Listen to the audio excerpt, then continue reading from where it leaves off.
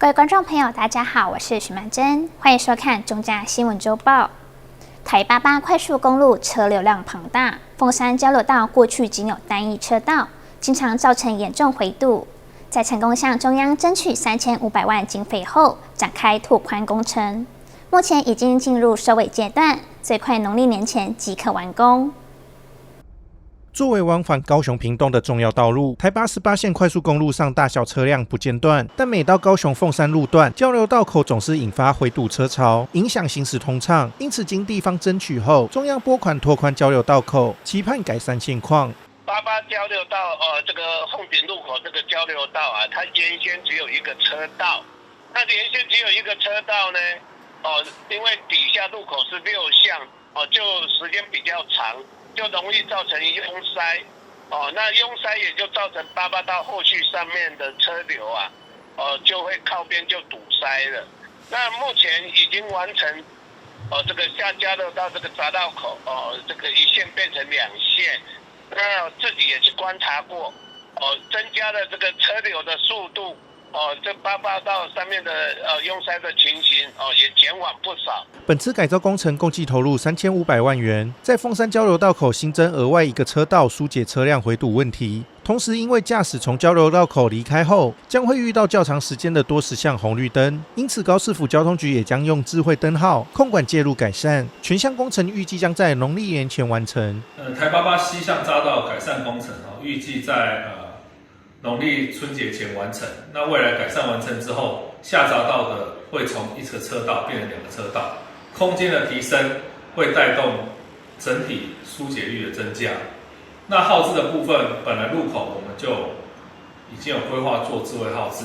那未來整個號誌秒數的安排，會視偵測器所收集的車流的變化，做及時的調整因應。針對88快速道路，自己要求從原先的 CMS 看板路況通知，到標線重劃與路肩開放、組間改善等。最重要的鳳山出口匝道拓寬為2線道，感謝公路局的協助，現已完工通行。台88鳳山交流道長期只有一個單一車道，導致車流回堵，市民被迫違規，造成許多民怨。非常感謝中央的公路局聽見地方的聲音，以及許志傑委員大力爭取，順利核定3500萬經費來進行拓寬。我們期待未來能夠搭配智慧號誌的運用，徹底來解決這個違規的陷阱。從地方的發展來看，鳳山交流道是產業、商業與生活動線的一個交匯點哦。這項改善若搭配智慧號誌與整體的一個路網的管理哦，對區域發展是利多。但如果做完就放着沒事，3500萬的一個預算很快就會被新增的車流吃掉。所以我會持續要求中央與市府用實際車流數據檢驗成效。對此，高市府交通局也承諾將會與市警局共同合作，觀察並調控相關燈號間隔，期望透過這樣的方式將擁擠的車流有效緩解，還給民眾一條便利安全的道路。記者陳怡軒高雄報道。高雄重要橋梁九如橋在2023年進行拆除工程，原定於今年6月全數完工通車。不過，有民眾發現施工告示牌日期出現修改，引發討論。對此，高雄市政府施工處回應，將依原定計劃6月開放通車，而人行道工程則延後至年底完工。位在高雄愛河畔的九如橋是連接三民與鼓山的重要橋梁，計劃原定在今年6月全數完工通車，但是有人發現告示牌上的完工日期做出更動，引發部分民眾不滿，認為新建施工過久，也有人覺得工程品質才是重點。就配合它工程實際需要，應該不至於啊，因為周邊道路規劃還是都有一些配套，就要看它什麼理由啦。有一些可能無法預測的理由啊。如果充分的話，我們也是可以理解。但最主要是要把橋做好。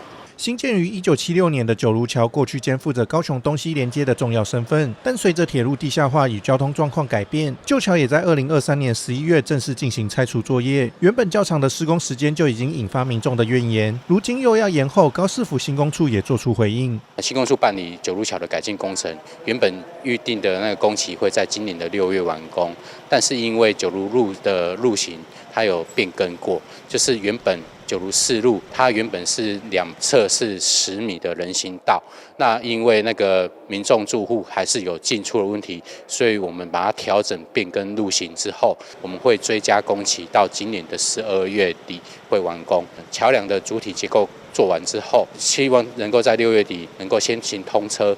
那人行道的部分，我們就後續再慢慢的去調整。对此，在地議員也提出不滿，認為應該及早告知與地方做出溝通，而不是僅僅在施工牌上更改時間了事。在工程的部分，我覺得到底發生什麼事情，應該也要跟在地的議員說明，不管是三民區或鼓山區，甚至當初大力協助的李坤哲立委，因為整條橋絕大部分的經費是透過他在交通委員會向中央爭取而來的，所以我們應該要更珍惜這樣子願意為高雄爭取重大建設的立委，然後好好把工程做好，那而不是你就一而再再而三的延宕，外界都不知道，你就隨便在那邊貼個告示，然後還是熱心的市民朋友看到之後貼在臉書，你才有所反應。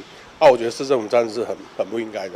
高市府新工處也承諾，九如橋將會依照原本公布的6月先行開放車輛通行，至於兩側人行步道則會延後到年底才做開放。但九如橋是否真能如期開放，就要等到6月才能見分曉。記者陳怡軒高雄報道。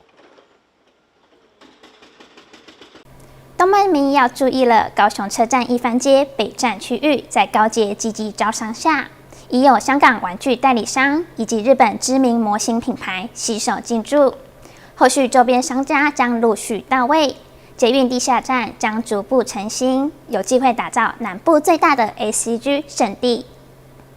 2、1。倒數聲中，眾人剪下彩帶。高雄一番街繼去年南站成型之後，今年初北站也傳出好消息。經過高捷積極招商之後，香港玩具代理商和日本知名模型品牌攜手合作進駐，看得出車站捷運地下街已經逐漸完整成型，後續將有機會成為南部最大的 ACG 聖地。高雄捷運公司呢，在 ACG 經營這一塊呢，事實上是創下國內鐵道業的先驅。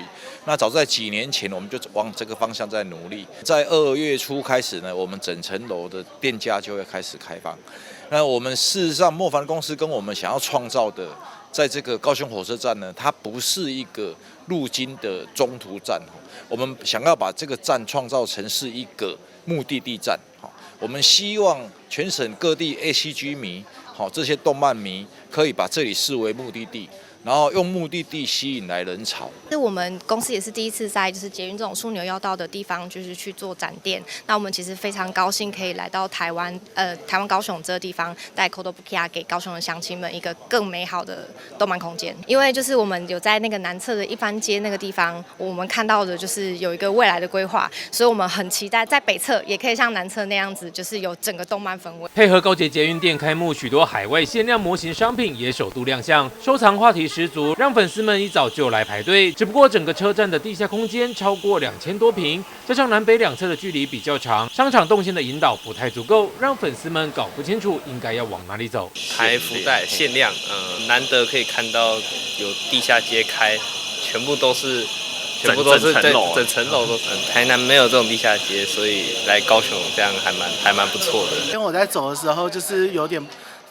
沒有頭緒，不知道該怎麼走，這樣子手扶梯或是電梯的位置啊。然後，因為我其實有點分不清它那個北區跟南區，它的商店的那個類型啊。高捷公司也表示，除了北站首家店開幕之後，周邊的商家也會陸續到位，每一間都會展示獨特性，要讓全國動漫迷都往這裡聚集，成為南台灣動漫和娛樂的集散中心。記者張世明高雄報道。總經費超過1744億元的屏南快速公路，目前已經進入綜合規劃與環評階段。完工後，高雄到恆春可望1小時內抵達。地方也期待環評能夠順利推動，避免工程延宕。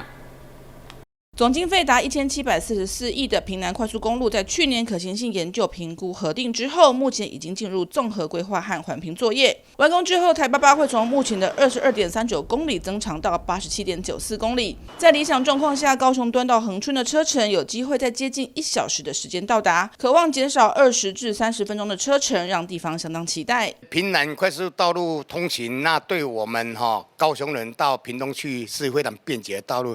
現在已經進入環評了，希望說盡速把它通過，讓高雄人到恆春去玩的時候縮短時間，讓他快快樂樂一個平安的道路。未來可以銜接高雄潮州的88快速道路，這個是最好路廊的規劃希望說政府能夠盡快的展開環評，然後盡快的動工。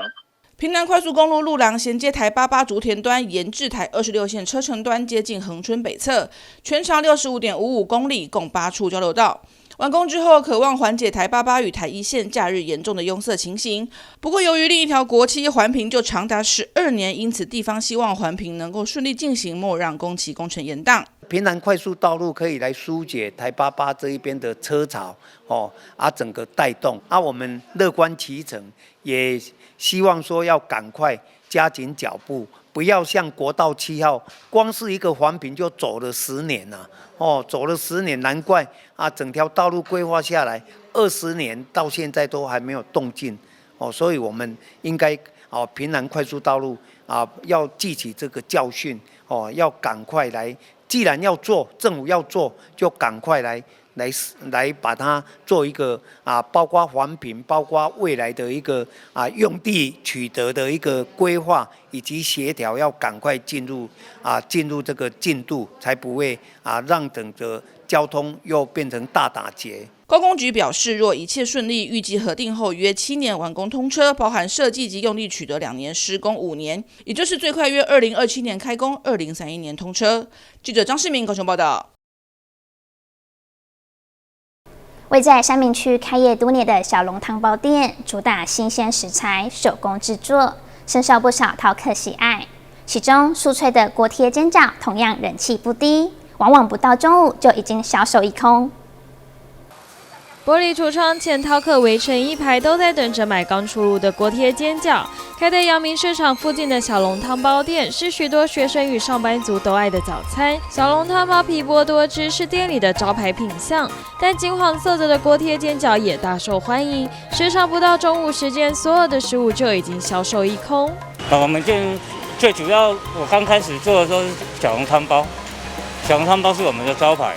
對後來就是再有研發一些鍋貼啊、煎餃啊、煎包，講究當然講究啊，因為你每個食材就是我強調東西一定要新鮮，新鮮就是每天我和的餡料就是溫體豬，溫體豬一定用好的部位來做，你東西不新鮮的話，你呈現的東西一定它品質一定會有差，所以我秉持了我的東西是新鮮，人家問好不好吃，我說不知道，我就是保證所有東西是新鮮的而已，像我們每天。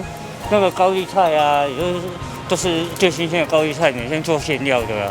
掀開木蓋，一陣熱氣竄起，夾帶着淡淡的麵香與肉香。鐵板上的鍋貼滋滋作響，只見老闆手腳快速地將一排排纏起，輕輕的一翻，整排鍋貼落在鐵板上，金黃色的底部在燈光下微微發亮，邊緣還帶着薄薄一層的冰花。我們已經開業從2000年到現在2026年，大概25年了，都是自己手工自己做的啊。從小籠湯包、鍋貼、煎餃，那個都是手工自己包的，包括我們一些飲料啊、豆漿都是我們自己做的。就喜歡吃東西啊，做東西啊，做那個一些美食的東西啊，還有就接觸到當兵的時候在軍隊裡面接觸到那個廚房，退伍之後想說自己也有興趣。就去學個手藝來做早餐這樣就慢慢自己東西都是自己研發，慢慢增加上來的。開業25年左右的小店，老闆將心力專注在湯包與鍋貼煎餃上，以新鮮食材手工制作的方式，長久的守着多年來累積下的好口碑。記者洪俊傑、李品榮高雄報道。台北市萬華區一家開業不到半年的牛肉麵店，在2025台北國際牛肉麵節中脫穎而出，一舉拿下金銅牌殊榮。新店也獲得肯定，也讓不少饕客好奇，這碗牛肉麵究竟有什麼樣的魅力？熱氣蒸騰的牛肉麵端上桌，琥珀色湯汁裡厚切牛腱心鋪排在 Q 彈麵條上，香氣撲鼻。對老闆來說，這不只是一碗牛肉麵，而是從小吃到大的家常滋味。父親過世後，他因為思念起心動念，決定親手復刻父親留下的好味道。這個牛肉麵是我從小吃到大，爸爸留下來的口味。對我來講，這個就是我們家的味道，所以我就想把這個牛肉麵家的味道分享給大家。因為我爸只教我這麼一次，所以我們兩個就是要想辦法把這碗麵弄出來，自己去復刻我爸的味道。後來是第一碗麵端給我媽吃的時候，我媽說：“這就是你爸爸的味道。”我才敢賣。其實我爸走後，我真的是很憂鬱的。但是當我做出這碗麵之後，我發現好像治癒了那個憂鬱。這碗承載情感的牛肉麵，也在2025台北國際牛肉麵節獲得高度肯定。店家選用澳洲頂級牛腱心，小火慢滷5到6小時，湯頭則是用牛骨與牛肉長時間熬煮，至少7個小時。麵條更是口感 Q 彈，層次分明，成為得獎關鍵。它的肉塊，我必須講，它的肉塊真的是讓人家吃了還想再吃，因為它的肉塊咬了又覺得入口即化的感覺，而且又不是很軟爛，那個還是有一點嚼勁的話，讓人家覺得這個是一個非常好吃的牛肉。除了牛肉麵本身，小菜同樣讓不少客人印象深刻，像是使用鴨蛋制作的溏心蛋，搭配每日手做小菜，清爽又開胃。不少顧客吃過一次就成為常客，甚至吸引外國觀光客專程前來品嘗。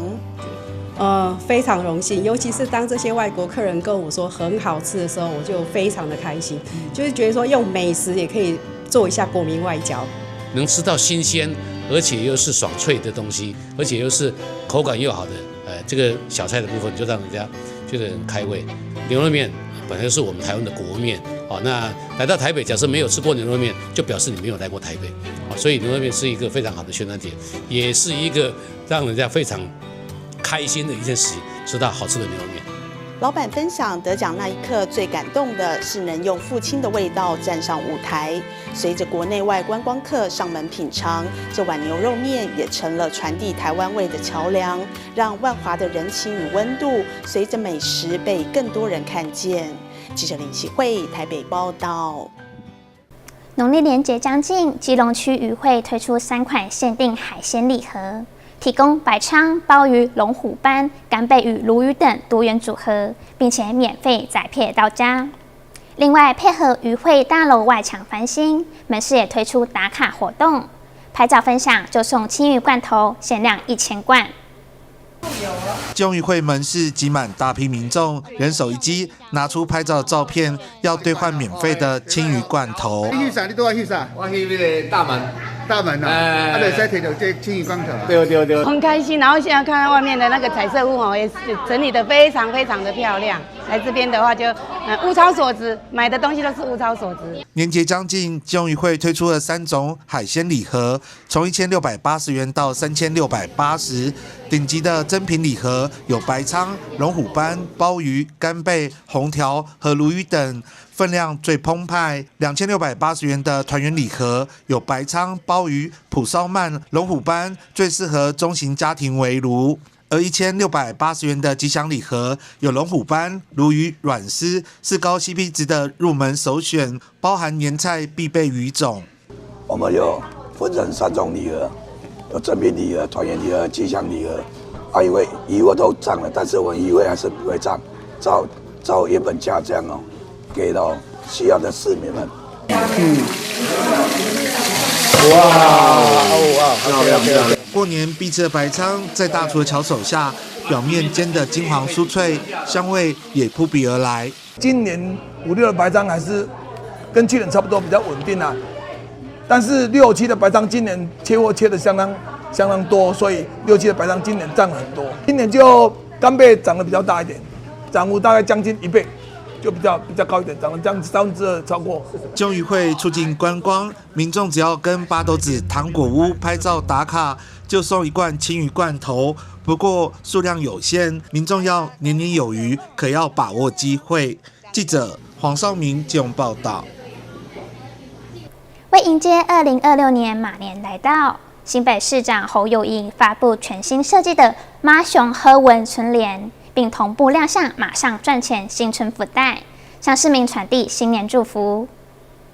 3、2、1，金馬迎春，我們一起揭曉。馬祥後運。2026馬年即將到來，新北市政府今天舉行春聯福袋發布記者會，新北市長侯友宜揭曉馬祥後運春聯及馬上賺錢福袋，祝福大家媽熊後文好運發發發，安居樂業賺大錢。我們用中文的語義來說哈，叫馬祥後運。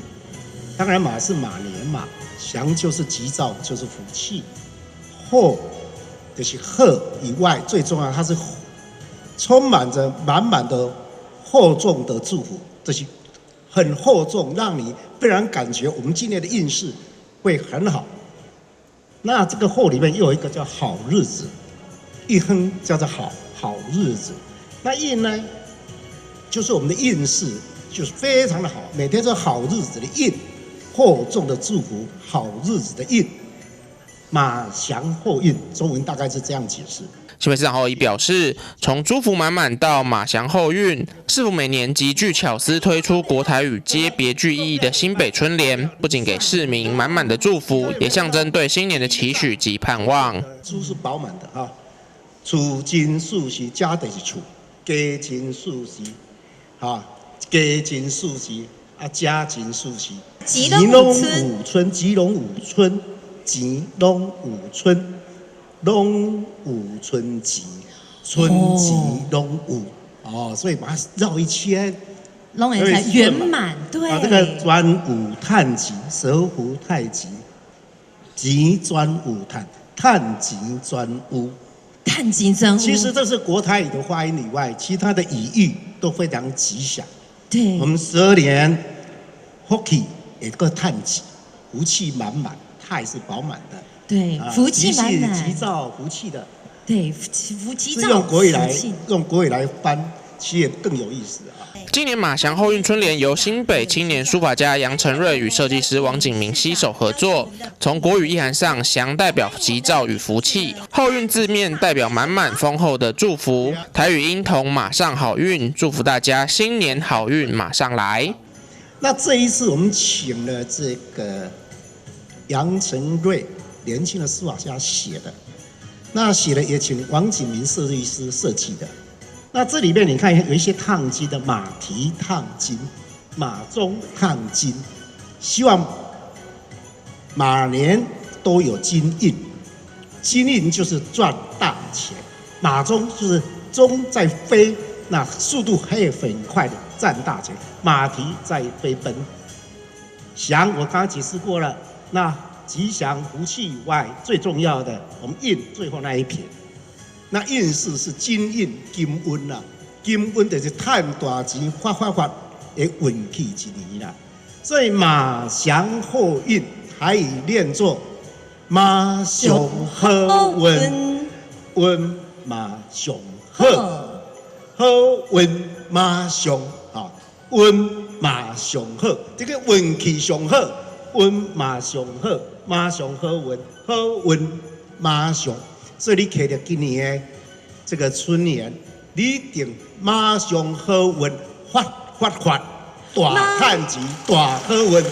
新北市長侯友宜也與百歲人瑞及秘書處長祝惠美、警法局長盛曉榮一同揮毫安居樂業4個字，期許市政順利推進，如駿馬奔馳，市民安居新北。新北市秘書處表示，即日起周一至周五上班時間，在市府1樓西側服務台及新北市29個區公所開放民眾索取春聯、福袋，配合市政活動及春節走春行程發送。相關資訊將公告於我的新北市官網，也歡迎民眾上網查詢。記者蕭世宏新北採訪報道。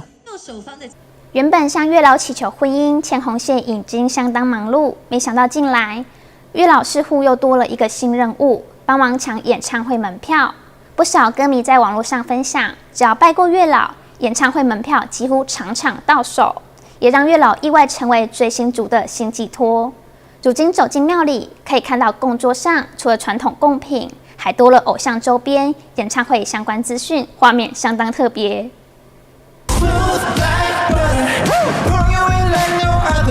韓團 BTS 將在11月來台灣開演唱會，現在阿米們搶票出奇招，為了能見到心目中的老公，搶到好位置，找上月老尋求協助，還發明一套參拜方法。我們在網絡上有看到，就是有人提供的那個表格，然後上面可以寫演唱會的場次名稱，然後還有成員的名字，对，然後自己手寫比較有誠意，所以我們都用手寫的。除了在表格上要寫清楚偶像的資料，最好帶着娃娃手燈小卡，並附上座位圖，跟月老仔細說明，就有機會圓夢。搶票之前都要有一個儀式感，對，那就是儀式感，順便去炫炫一下自己的小卡有哪些這樣子。然後主要呢還是口袋要有點深度。因為不一定那個票都是原價搶得到的。追星如同談戀愛，還要準備甜食來討好。不僅常見的糖果和麻薯，自家偶像代言的商品也都有，連乖乖餅乾包裝上也寫滿搶票成功的許願。第一次聽到這種為什麼月老還會幫忙保佑你搶票成功？當然神明是萬能的啦。那請求月老的時候，我們不能籠統一直講，我要做什麼一直講下不行，我們要單獨一問一答就對了啦。4.5廟是台南4大月老之一，原本只有單純的求姻緣、斬斷爛桃花，現在多了項新業務，就是要牽起粉絲與偶像之間的紅線，順利買到演唱會的門票。記者蘇懷談的報道。由基隆青春推出冬季室內音樂會，壓軸場邀請陳夢賢、杜新田以及李子昇等實力派歌手演出。活動吸引來自全台大批粉絲，不僅炒熱現場氣氛，也帶動在地商圈。感謝基隆文化觀光局，耶！有沒有希望說局長繼續？邀請我們的這個子孫過來。好，市政府厲害，所以說辦這樣是對的。對，超級對，而且叫陳夢賢來更對。對，是這樣。對，以前吵又有人吵。謝謝。我是希望新田來，我才會來，因為我們太遠了。那我坐了快將近3個小時的火車。真的哈。對啊。那今天一定不會讓你失望，當然表現非常。明天還有一天呢，明天還有一場會常來基隆。沒有，謝謝你，謝謝觀光局邀請他來。來自全台各地熱情的粉絲，為什麼特別感謝基隆市文化觀光局？因為基隆文觀局在表演藝術中心演藝廳舉辦的冬季室內音樂會壓軸場，特別邀請到知名台語歌手陳夢賢、杜新田、李子昇等實力派唱將演出，吸引全台來自北中南東大批的粉絲來基隆追星。大家來聽音樂會，也順道暢遊基隆，帶動了基隆商圈的美食與伴手禮消費。最遠的是高雄，好，然後最近的就是台北，當然也有其他的粉絲是從基隆來的，但是大家就是都好像姐妹一樣，都約好一個地方，然後一搭火車在哪邊，然後先去享受這個基隆的美食，然後呢大腸圈吶，什麼麻醬麵吶、點食湯啊，對不對哈？然後享受好了，也就來這邊看我們的子昇的表演。新田表演。那為什麼喜歡子昇呢？為什麼喜歡子昇？來，你先說，來，囊姐，來，我說嗎？對，因為他唱歌太好聽了，顏值非常的高，我們很喜歡。快點，請說。他比較帥。因為他的聲音呢，讓我覺得聽起來啊很有滄桑感。然後我每次下班回來啊，一定要聽他的歌曲，才能療癒我的那個身心。也有台南的。你是今天早上來的？對啊。我們9點就來。真的。他7點從苗栗上。你們会來我們這邊吃我們基隆好吃的。剛剛有去吃啊，真的。還買那個伴手禮。哦，真的。對啊，要拍照嗎？連真哎。對呀。你们有機会常常來我們基隆也有。禮服也買了。对啊，小館那個叫什麼小館？峨眉，小峨眉，小峨眉，專業。因為我是在地的。這一团大概有多少人？哦，今天大概100多个，130、140。那你怎么邀集的？怎么不用邀集呀？不用邀集，他有他的活动都有出来，我们就開始了。哎，对，就報名，對，自己報名就開始買票了。坐遊覽車來？沒有，有的，我們南部3台小巴，基隆，真的。阿威剉冰，那以後去吃剉冰是不是？是不是有多送一個梅子？加料，而且跟基隆一起行李耶，他推廟口的生意，推仁愛市場。對啊。你有這類的大家人，你真的讚呢。所以那個文化局辦這樣活動，你們都很喜歡。對，超喜歡，根本都不會冷。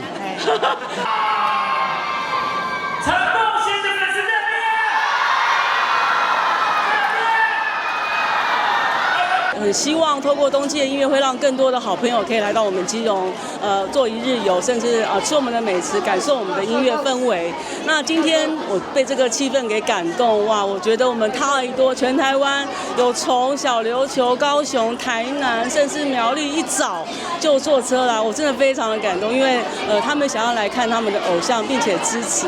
那也告訴我，希望我們基隆可以常常辦這樣的活動，讓他們都可以來一起，除了聽好聽他們的偶像的歌聲之外，更重要是跟好朋友一起相聚，來基隆玩，來基隆吃東西。我想這也是我們謝國樑市長很希望推動基隆這樣的一個氛圍給全台灣的好朋友。這場復刻台語經典音樂會現場熱鬧滾滾，熱情的粉絲帶來許多閃閃發亮的追星小物，歌手陳夢賢也邀請台下粉絲一起合唱，將氣氛推到最高潮。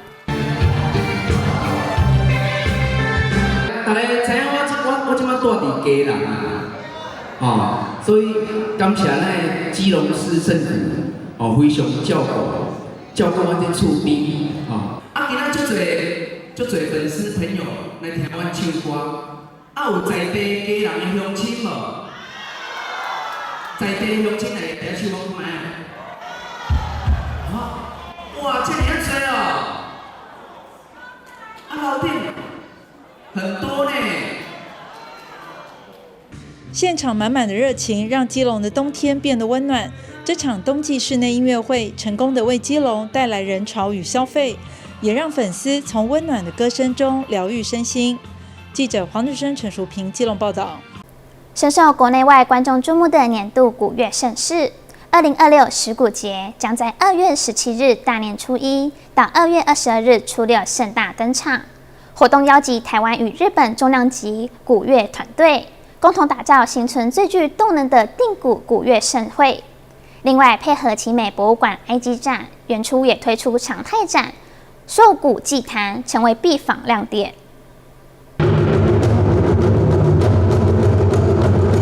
以群鼓回應自然意象，十鼓集樂團演出經典作品《山之幻》，加上視覺畫面，形成完整敘事，強化整體觀演層次。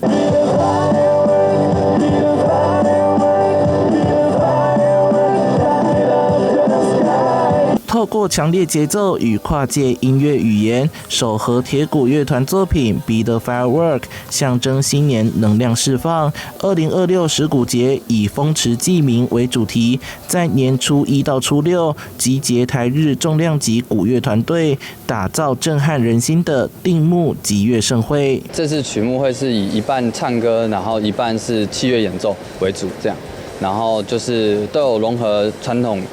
或者是西洋打擊樂器，然後去做一個結合，這樣。我們十鼓今年比起以往不同的是，我們對了整個劇場做了全面性的升級。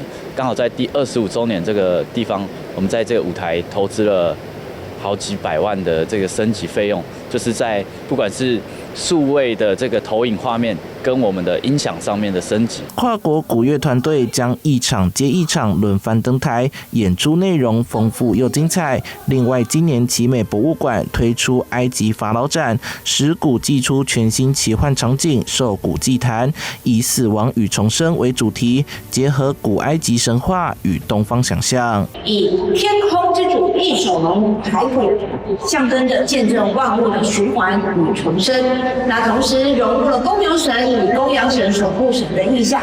現場更運用405件仿真獸骨，讓祭司在骨堆中營造神秘莊嚴的儀式空間，觀眾跟隨引導念出咒語，參與沉浸式體驗。記者收海棠的報道。2026台北燈節主打雙展區雙 IP， 西門與花博同步登場。花博展區以變形金剛為主題，西門特展則攜手泡泡瑪特推出6組主題燈，展現台北年輕多元的夜間魅力。請揭曉。市長蔣萬安在熒幕上蓋下印章，正式揭曉2026台北燈節西門展區 IP， 將攜手全球高人氣潮玩品牌泡泡瑪特，推出6個 IP 主題燈組，8米高的 Baby Molly 等角色將驚喜亮相，成為夜晚最吸睛的打卡焦點。今年我們非常大膽突破，透過雙展區、雙 IP 的模式。從花博以及西門町展區，我們透過不同展區、不同的主題，來展現台北就是多元、包容、充滿創意的城市魅力。今天，我也正式跟大家公布西門展區的主題，就是和國際最潮的 IP 泡泡瑪特6個最高人氣的角色。包括 Baby Molly、迪姆、Skull Panda、星星人，還有 Hirono 小野，還有拉布布，6個超高人氣角色，我可以記這麼清楚。昨天晚上我跟我家的大寶，趕快叫他教我一下怎麼認這6個角色。西門展區以街區策展為概念，將泡泡瑪特角色融入西門町街景與台北市城市意象。燈組沿着城市軸線串聯，結合商圈特色，讓民眾邊逛街邊賞燈，感受不同於傳統燈會的都會型燈節氛圍。Baby Molly 的頭上呢，其實有一個非常可愛的小馬，也就是說，這次泡泡瑪特呢跟我們合作的6個 IP， 其實都有馬的造型元素在其中。這個是我們兒童樂園的摩天輪，還有我們的這個台北的地標，那另外還有我們大湖公園的橋。下一面呢，我們的角色是 Skull Panda。那這邊呢，大家應該可以非常看得清楚，這個就是我們的北藝中心。那搭配上面的這個是貓纜，到時候它是一個會動的貓纜，所以也是非常的精彩。那另外也有一個小巧思跟大家介紹一下，就這是我們的紅綠燈，因為我們台北的紅綠燈是小綠人嘛，我們這一次就有一個小巧思，把它改成是一隻小奔跑的小馬。泡泡瑪特呢是全球知名的 IP， 那他們帶動的風潮也是非常可觀的。希望呢能夠透過這樣子非常具有高知名度的 IP， 能夠為我們帶來更多的人潮，也把人潮呢帶進商圈消費，刺激我們的旅宿成長，帶來更好的觀光效益。2026台北燈節將於2月25號到3月15號展出，每日亮燈時間為下午5點到晚上10點。除了西門展區外，花博展區則同步展出變形金剛大型主題燈組，邀請民眾與遊客在燈節期間走進台北街頭，感受白天與夜晚不同的台北風景。記者林喜慧台北報道。春節即將到來，桃園分局攜手桃園景福宮以及銀樓業者舉辦防搶劫演練，現場更邀請開張聖王殿前馬人將軍一同參與行動，過程逼真又有趣，一起來看看。歹徒走進銀樓佯裝購買金飾後，掏出手榴彈執行搶劫，隨後要與同夥會合後逃逸，卻在街邊被警方制服。另一名歹徒則逃往景福宮，落入警方埋伏，一度掏出衝鋒槍對峙。而後大廟的開張聖王殿前馬人將軍出現打掉歹徒武器後，警方迅速上前壓制，解除緊急情形。這是桃園分局因應即將到來的春節舉辦的防搶演練，希望透過逼真的臨場感，強化民眾的自我防衛意識。本分局有鑑於春節期間金融機構有強化金融機構有一些防搶的措施。那因為我們的銀樓金價高漲我們銀樓的部分欠缺自保的能力，所以本分局就針對銀樓的部分做一個防搶演練，增加銀樓能夠在自我保的能力上有所精進。除了我們基本的警力配合演出之外，我們還結合了景福宮的神尊一起跟我們結合演練，那我們展現出我們的警力有限、民力無窮的這種精神。警方表示，過年是金流大量且頻繁流動的時候，金融機構都有基本的保全措施，但銀樓、彩券行等的防衛作為相對薄弱，因此特別攜手銀樓業者進行防搶演練。警方也會加強巡邏，確保安全。本次春節期間，本分局提供了第一個就是付鈔的服務，第二個就是那個外出旅遊巡簽的服務，住宅巡簽的服務。那我們會結合我們的民眾，如果有任何的疑問，如果任何的需求，可以向我們警方提出要求，我們在我們可以做的範圍內，我們會配合民众的一些保護措施。那有關於這春節期間詐騙可能會比較猖狂然後大家如果有遇到有一些詐騙上的問題，請撥打1165反詐騙專線，我們會提供免費的服務。桃園分局提醒民眾，有提領大量現鈔需求，可向警方申請護鈔服務。春節期間詐騙也不會打烊，請大家多利用打詐儀表板了解最新的反詐資訊。如果遇有可疑情形，請立即撥打165反詐騙專線或110報案宣洩，尋求結束。記者賴偉一團報道。八仙塵爆屆滿10週年，林口長庚紀念醫院在日前舉辦紀念活動，以感恩、希望、前行作為主題。活動邀請曾參與救治的醫療人員，以及走過復原之路的病友與家屬，在回顧中問候彼此，也看見重生的力量。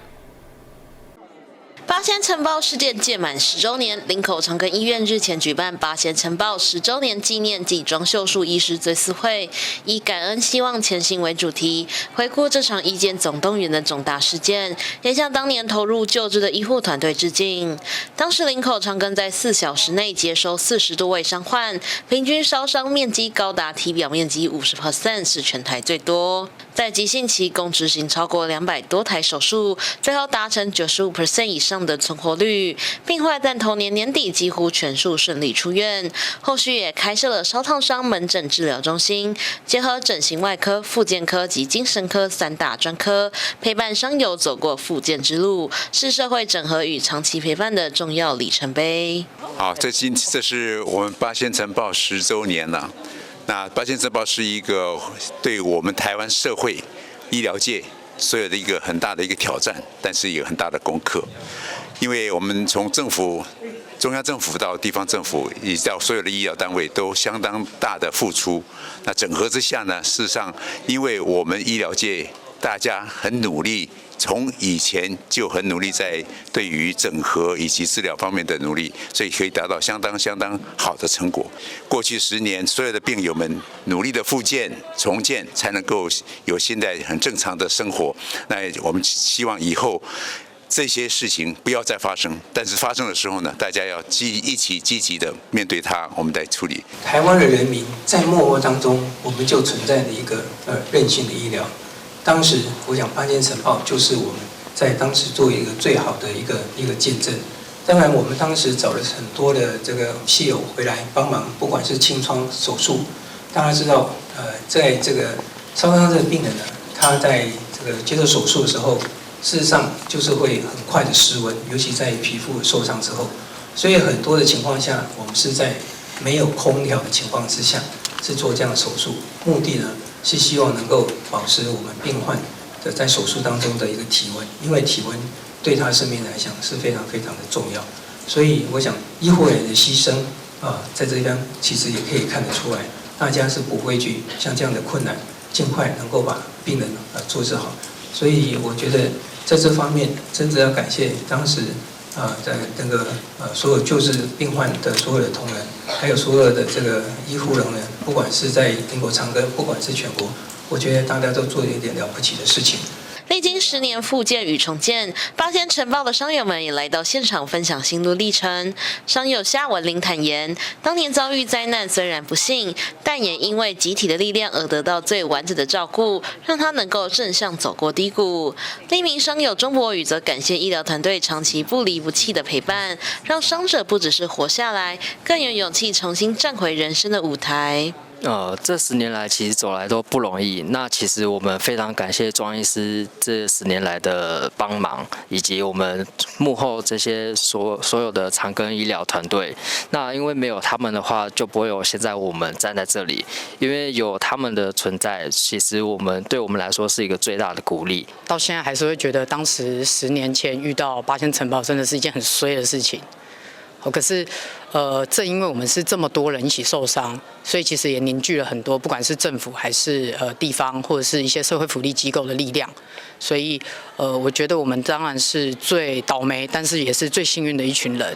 那我們接受到很好的照顧，現在當然也可以很努力跟很正面的往前走。我覺得当然也跟受到的這些照顧有很大的關係啦。所以其實真的是非常感謝長庚，然後更感謝主治醫師莊醫師。所以今天真的也是特別為了莊醫師來這邊。當年參與第一線醫療團隊的幾位醫師也上台分享。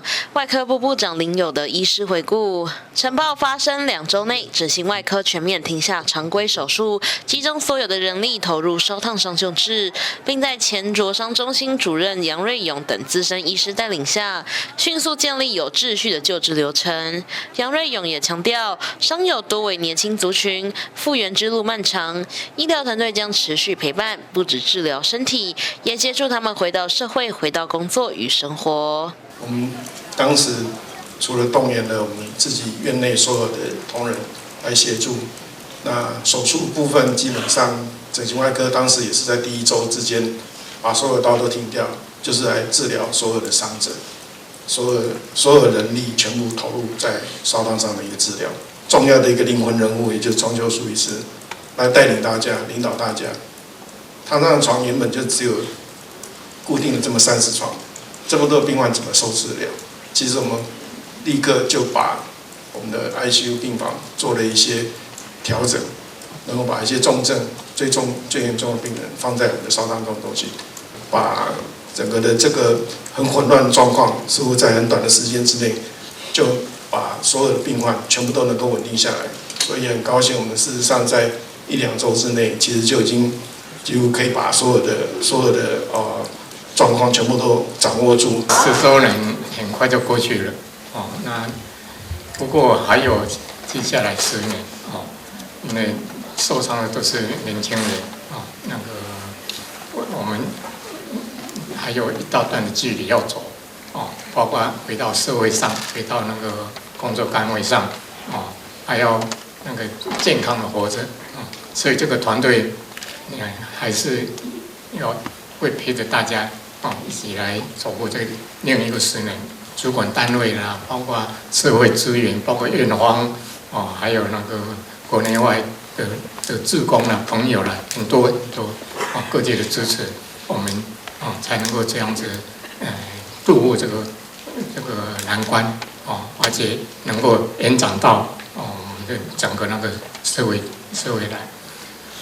那個我們會繼續努力，那個感謝那個這個團隊，還有敬佩這些傷友的那個奮鬥，我們一起攜手走下一個10年。2015年6月27號，八仙樂園粉塵爆炸意外震驚全台，造成499人燒燙傷，其中近半數為大面積燒燙傷，成為史上最嚴重的燒燙傷事件，考驗台灣醫療體系的應變能力。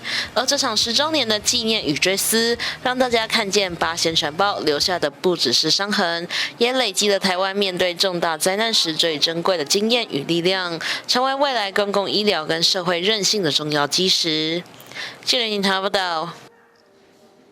為了讓學童從小建立正確的食安觀念，台南市政府環保局彙整歷年食安盤查成果，選出市面上常見的非法食品添加物，並將這些添加物化身為食安怪獸，設計食安戰隊桌遊，讓孩子在遊戲中自然培養正確的食安觀念。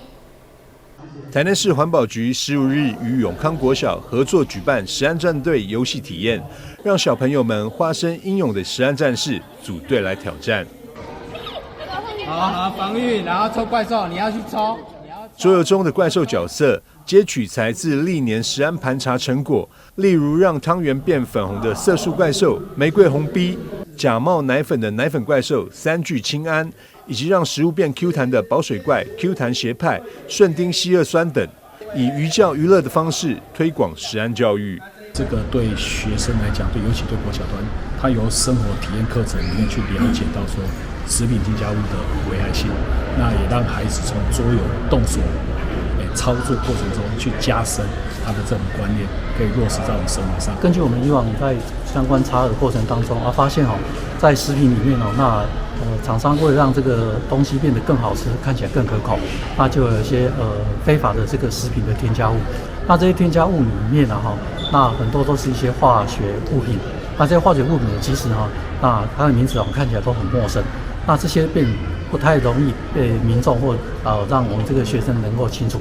那所以呢，這一次呢，我們就透過辦理這樣的活動，把這些不常見那聽起來很陌生的這些化學物質那我們把它換成是一個遊戲，讓這個小朋友這邊從遊戲過程當中能夠學習這些化學物品添加在食物當中對我們人體造成一個傷害，以及這些食品從哪裡來，那我們怎麼去預防它。透過桌遊，讓小朋友留意到容易被忽略的食安問題，有趣的內容也讓玩過遊戲的同學相當推薦。請你把你的角色卡放在你相对应的位置。很丰富又非常好玩，虽然我没有得名，不过虽然我没有宝石不是最多的，但是我觉得非常好玩，非常有趣，可以值得玩。食安戰隊很好玩，可以打敗食安怪獸，也可以收集寶石。食安桌遊很好玩，可以培養團隊精神。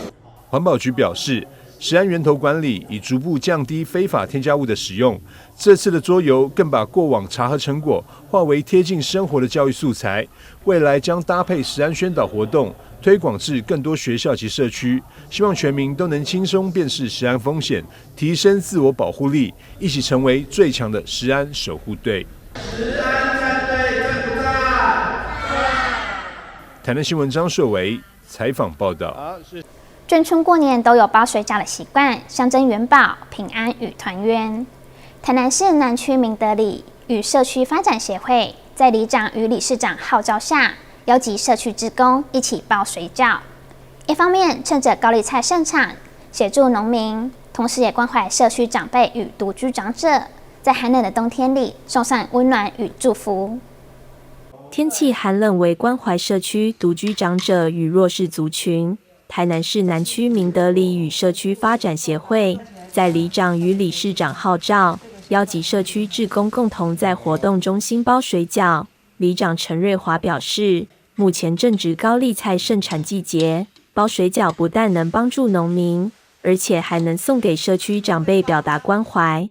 因為現在高麗菜非常的好吃，也要響應農民這麼辛苦的種菜，然後再來呢，因為我們的關懷據點都會來做關懷我們的獨居長輩或中低收入戶的這些關懷用戶，所以呢，借由這樣包水餃的一個小課程，然後我們去拜訪我們的長者，然後表達我們一點心意。我想新的一年懷着感恩的心來謝謝我們的長輩一路上對我們里辦公處還有關懷據點還有社區發展協會的支持，那就借一個小小的心意來大大的關懷。這個活動包水餃，還有我們志工一起來把這個完成，然後把這個水餃分送給我們社區的長者然後或是獨居的，大家都有那種向心力，一起來完成，大家也都是包得很高興。每個人包的樣式都不同，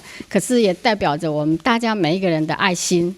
社區準備了20餘斤的料，以及10斤水餃皮，因為量多皮不夠，大約包了600餘顆水餃，分別送給社區長輩、獨居長者與弱勢族群。忙了一上午才全部包完，而且現包現煮，分享給在場志工與長輩一起品嘗，展現眷村年節大家一起包水餃象徵金元寶、平安與團圓。記者林瑩跟台南採訪報道。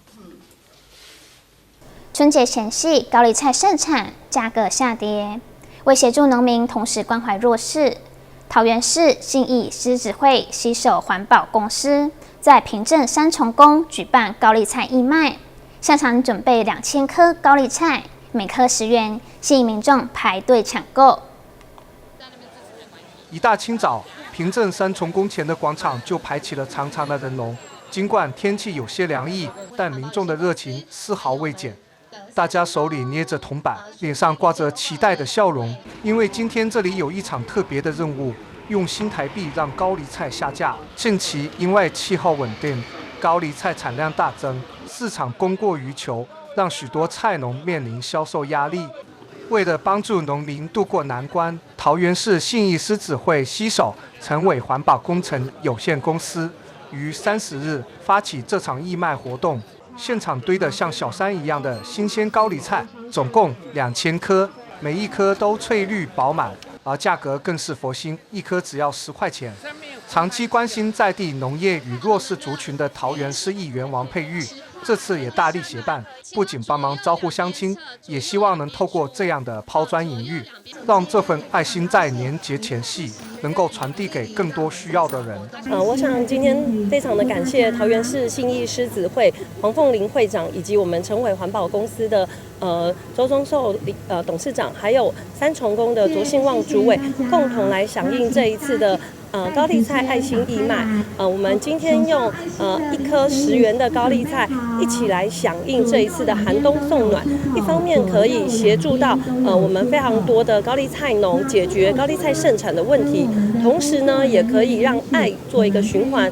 非常的感謝今天所有參與的這個市民好朋友，也讓我們呢可以將這個公益愛心呢散播到全桃園各個地方。國際獅子會300居2區總監許新漢表示，獅子會的精神就是我們服務。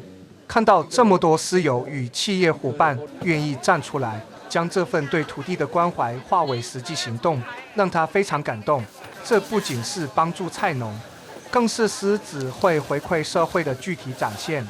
信義獅子會黃鳳玲會長召集我們所有獅子會的成員來今天的義賣的高麗菜活動，希望我們國際獅子會的一個愛心能夠在我們桃園市甚至台灣省各角落在付出。也感謝大家今天王佩議員的陳董事長，大家熱烈的支持這個今天的活動。那大家今天呢買的這個雖然是10元限購1顆，但是大家滿滿的愛心，最後呢我們又會把這份愛心給回贈到我們三重宮，然後再照顧更多的弱勢哈。所以我們今天大家來這裡都是做公益的，在這邊特別謝謝我們地方人士，還有謝謝我們佩玉議員這麼的有愛心，為我們的平鎮付出，感謝馬年好運馬上來。